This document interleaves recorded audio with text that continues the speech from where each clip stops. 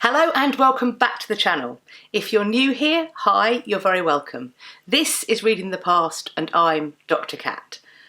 As I think some of my videos have shown, I'm really interested by how we can engage with history, frequently in perhaps uncommon ways. And today's video is no different. Today I'm looking at the idea of what-if-tory, the practice of thinking about what would have happened to the historical timeline if things had played out differently, if a battle had gone a different way, or if somebody had died sooner than they actually did. And today I want to look at what this means for fiction writers, for academics, and for us. Is this valuable? And why? And how is it practiced? Let's go.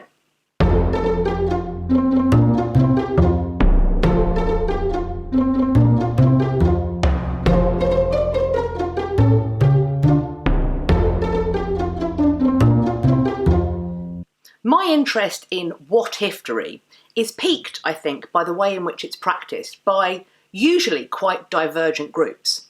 For the speculative fiction writer and the academic historian, they both engage with this process in quite similar ways.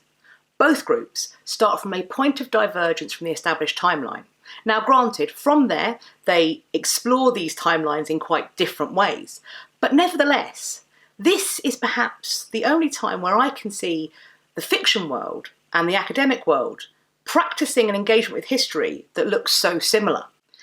For the speculative fiction writers, this is alternate or alternative history. I think the difference in term is dependent on whether you're in the US or the UK.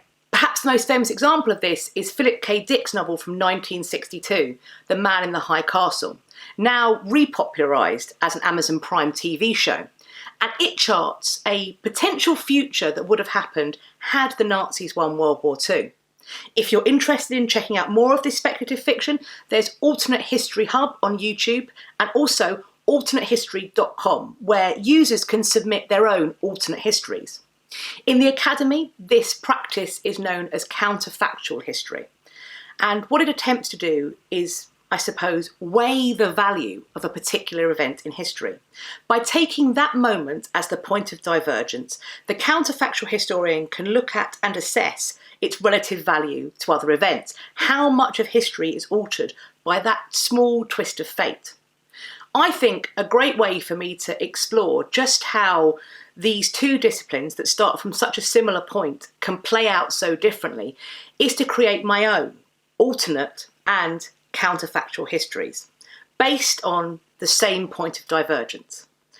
The point of divergence that I'm going to choose is the death of Henry VIII's older brother, Prince Arthur, in 1502. And I'm going to diverge from the timeline by saying, what if Arthur had recovered from his illness of 1502?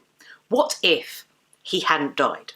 And so now I'm going to present to you my two different historical timelines. One based as a speculative fiction, and the other as the academic tool that explores the very weight that this moment may have had. In my alternate history, or my speculative fiction version, this is how the timeline would play out. Arthur, as we know, has survived his illness in 1502. He continues to mature. He eventually succeeds his father, becoming King Arthur I of England. Catherine of Aragon is his loyal and much beloved queen. Henry, his younger brother, follows his original path into the church. England and Spain will have far less reason for dispute in later years. The Reformation doesn't occur. England remains Roman Catholic. Henry rises through the church. He becomes Archbishop of Canterbury, where he is still firm friends with Wolsey, who is the Archbishop of York. Arthur and Catherine have a brace of sons and daughters. They have an heir and a spare to the throne of England, and also a number of potential spouses for the great European houses. After King Arthur I's death, his son ascends to the throne and relies heavily on his mother, that great Spanish infanta, the daughter of that warrior queen and warrior king, to shape his political, diplomatic and military policy until her own death. While the creator of an alternate history is looking to shape a fictional narrative that is distinct and clear, they will choose a line of argument and stick to it. Their only question really is, what happens if this moment of history alters? For the counterfactual historian, all they have is questions.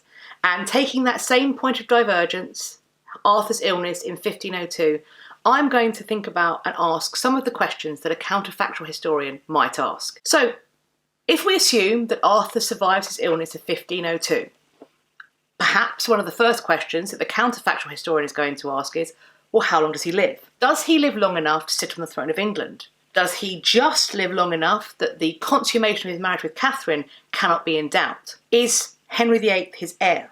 Or does he have another heir from his and Catherine's marriage? If Henry VIII is his heir, does Henry have his own heir?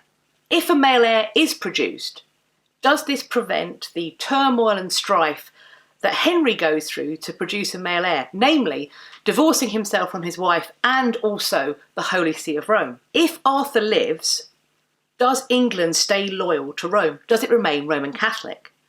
If England does remain Roman Catholic, do they get a Bible in English published? And if so, when? If they're loyal to Rome, then perhaps there's less threat and conflict from the mainstream Catholic Europe. And if this is the case, do they still feel the same drive to explore and colonise the New World? If there's no English Bible, if there's no voyage of discovery to the New World, does English as a language hold the sway which it does today as a, in quotes, lingua franca of global trading? And if it doesn't, does that mean that Shakespeare doesn't hold the global popularity that he does? If the language of English is less important, does that mean that our cultural exports, like Shakespeare, are also less valued and less important? Moving back to the English throne, if Arthur survives and has a son or a number of sons, or if Henry, married to a different woman, is able to do the same thing, does that mean that the House of Stuart is never called upon to sit on the English throne?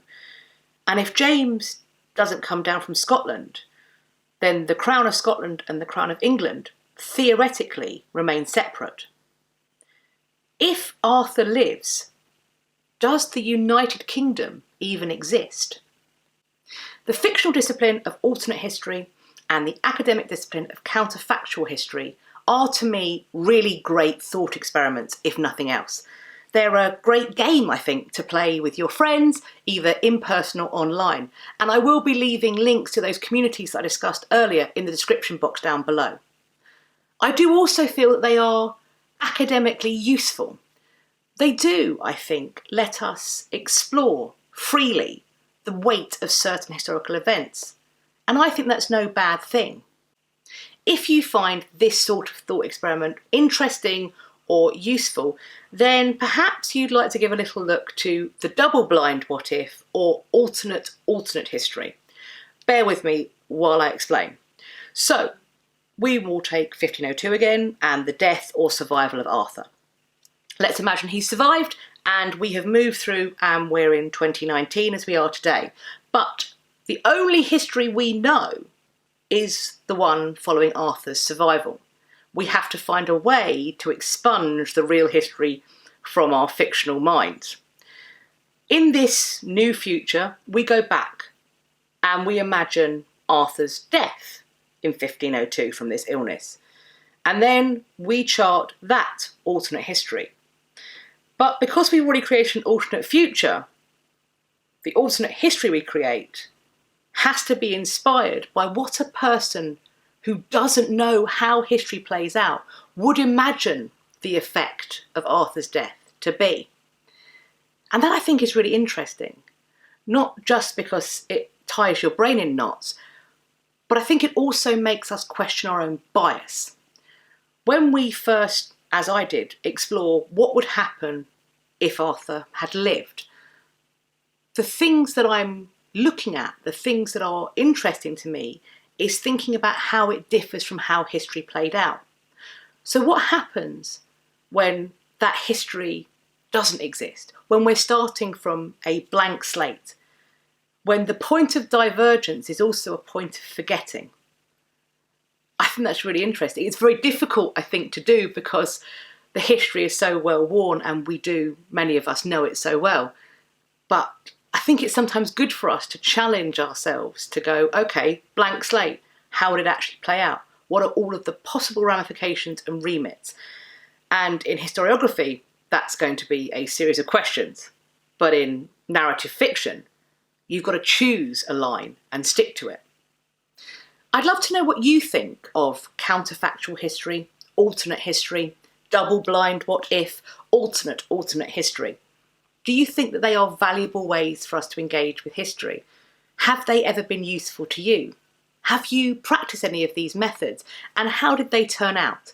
Let me know in the comment section down below, or you can come and find me over on social media. I'll be leaving the links in the description box. Follow me there and we can continue the conversation.